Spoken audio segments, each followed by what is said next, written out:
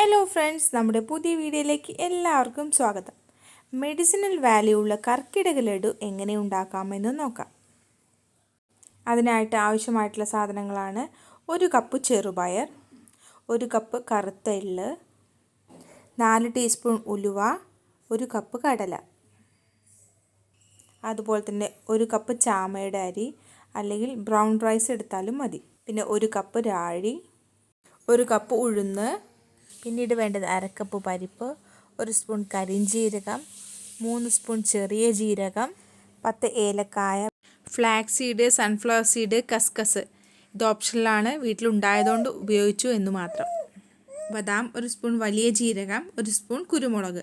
ഇത്രയും സാധനങ്ങളാണ് ഇതുവരെ എടുത്തു വച്ചിട്ടുള്ളത്. ഇനി ഇതിലേക്ക് ആവശ്യമായിട്ടുള്ളത് 1 കൊട്ട തേങ്ങ ചെറിയ കഷ്ണങ്ങളാക്കി അരിഞ്ഞത്, 2 അച്ച് ശർക്കര. ഇനി നമ്മൾ എടുത്തു വച്ചിട്ടുള്ള ഓരോ സാധനങ്ങളും 1 by 1 ആയിട്ട് വറുത്തെടുക്കുക. ഉഴുന്ന്, ചെറുപയർ, കടല, അതുപോലെ തന്നെ അരി വിട്ടു പോയിട്ടുണ്ടായിരുന്നു.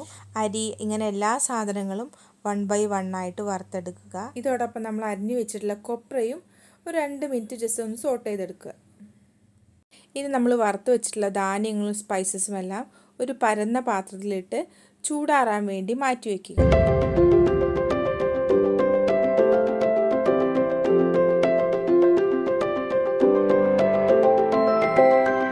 ഇവയെല്ലാം ചൂടാറുമ്പോഴേക്കും നമുക്ക് 2 അച്ച് ശർക്കര ഉരുക്കിയെടുക്കാം.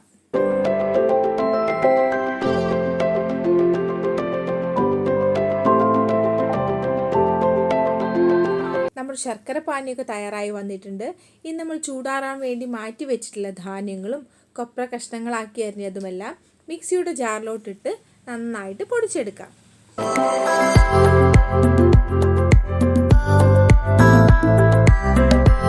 മിക്സിയിൽ പൊടിച്ചെടുത്തിട്ടുള്ള ഈ പൊടിയും തേങ്ങയും എല്ലാം ഒരു പരന്ന പാത്രത്തിലോട്ട് മാറ്റുക.